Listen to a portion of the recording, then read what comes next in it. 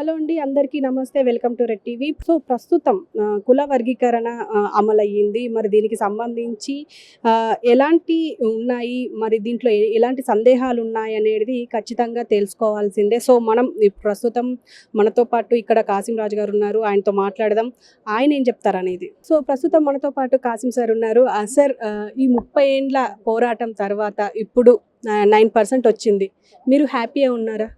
అమ్మా, వచ్చిన ఏ చిన్న అవకాశం దొరికినా, ఏ చిన్న ప్రయోజనం జరిగినా సంతోషపడేవాళ్ళం. ఎందుకంటే అవకాశాలకు దూరమై అంటరానితనాన్ని అనుభవించి ఎన్నో రోజులుగా బాధపడిన వాళ్ళం కనుక ఇప్పుడు వచ్చిన ఈ 9% మేము స్వీకరిస్తున్నాం.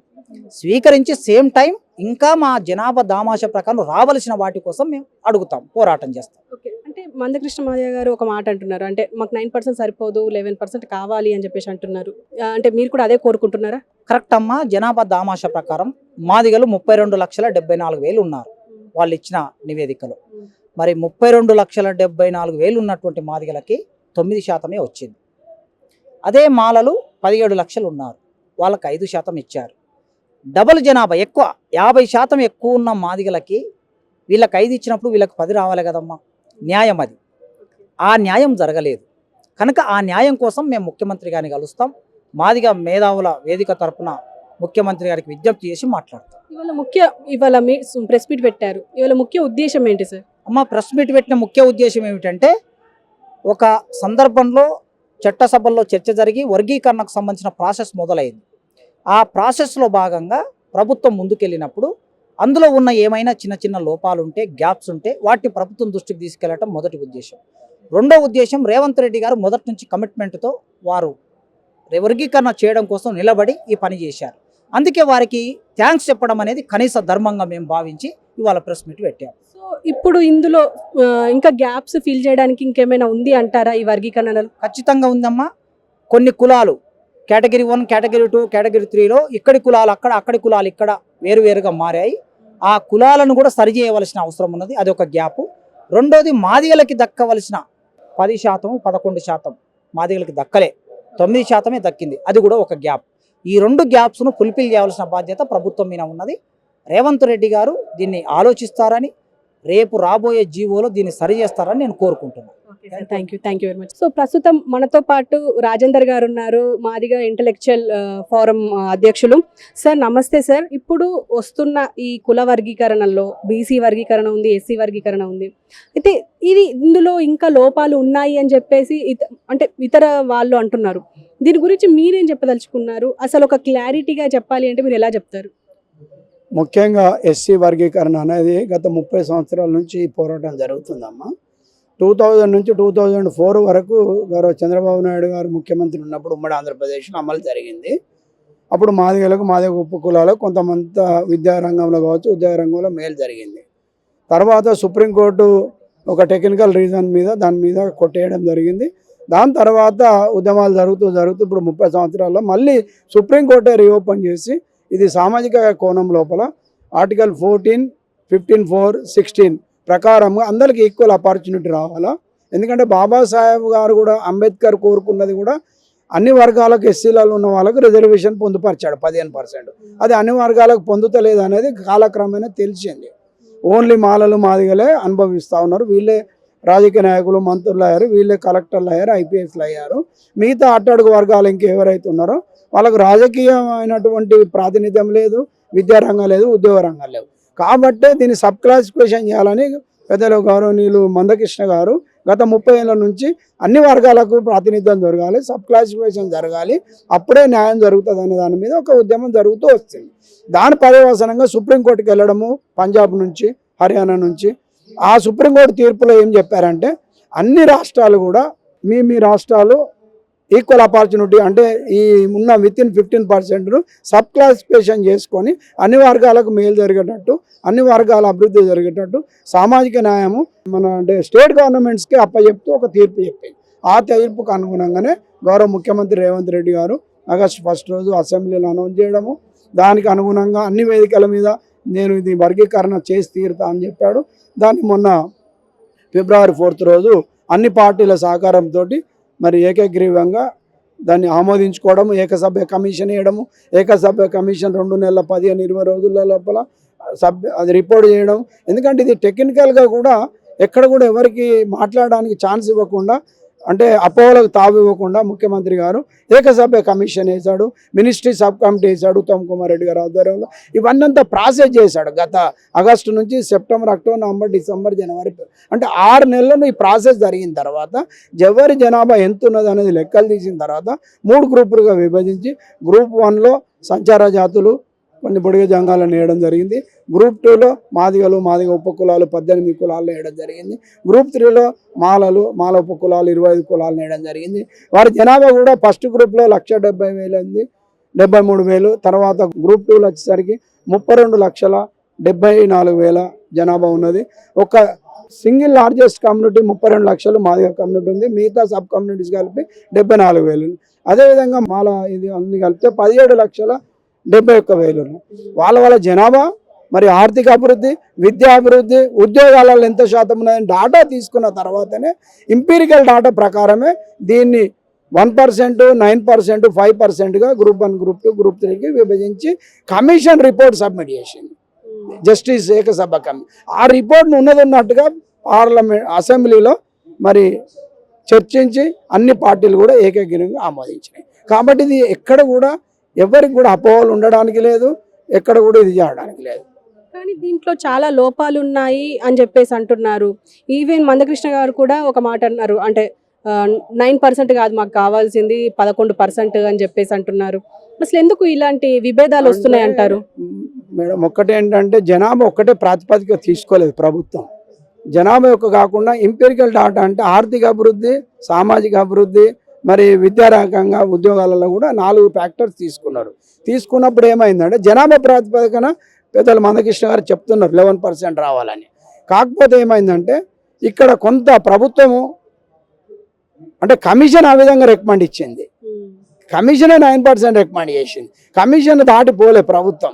కమిషన్ దాటిపోతే మళ్ళీ కొత్త వాటికి అవకాశం ఇవ్వాల్సి వస్తుంది, రాజకీయాలకు అవకాశం ఇవ్వాల్సి, ప్రతిపక్షాలు విమర్శించే పరిస్థితి కూడా ఉంటుంది. కాబట్టి నేను అనుకుంటున్నా గౌరవ ముఖ్యమంత్రి గారు కమిషన్ రిపోర్ట్ని అదేవిధంగా ఆమోదింపజేయగలిగితే, ఆమోదిస్తే అందరికి కూడా సమంగా న్యాయం జరిగినట్టు అవుతుంది. కాబట్టి పొలిటికల్ ఇంటర్వెన్షన్ లేకుండా ఏకసభ్య కమిషన్ని ఇచ్చేశారు. కాకపోతే ఇప్పుడున్న జనాభా 18% ఎస్సీలు ఉన్నారు. దాని ప్రకారం ఇంకొక 1.5% మాదిగలకు రావాలి, 10.5% రావాలి. ఇప్పుడు మాత్రం ఒక 9.5 వస్తే 100% ఫుల్ఫిల్ అయ్యేది. కాకపోతే ఇక డిఫరెంట్ కోణంలో సామాజిక న్యాయం జరిగినప్పుడు ఏకసభ్య కమిషన్ యొక్క రికమెండేషన్ వాళ్ళు ఏం ఆలోచించారో పెద్దలు జస్టిస్ కాబట్టి మనం ఇక్కడ వాళ్ళని కామెంట్ చేయడానికి లేదు.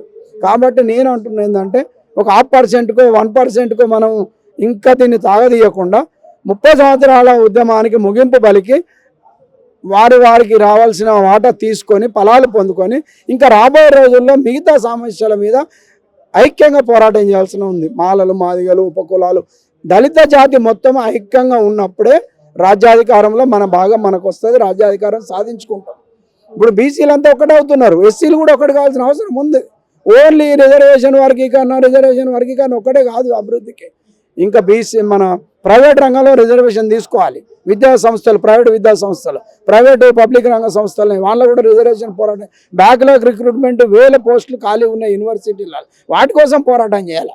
కాబట్టి నేను అనేది మందకృష్ణ గారికి కృతజ్ఞత తెలియజేస్తా ఉన్నాను. ఆయన పోరాట పటిమకు, ఆయన డెడికేషన్కు అందరం స్వాగతించినాం, అందరం మద్దతు తెలిపినాం. ఈరోజు కూడా ఆయన డిమాండ్ చేయడం తప్పలేదు. ఇది ప్రభుత్వంతో మేము డిస్కస్ చేస్తాం, గౌరవ ముఖ్యమంత్రి గారి దృష్టికి తీసుకెళ్తాం.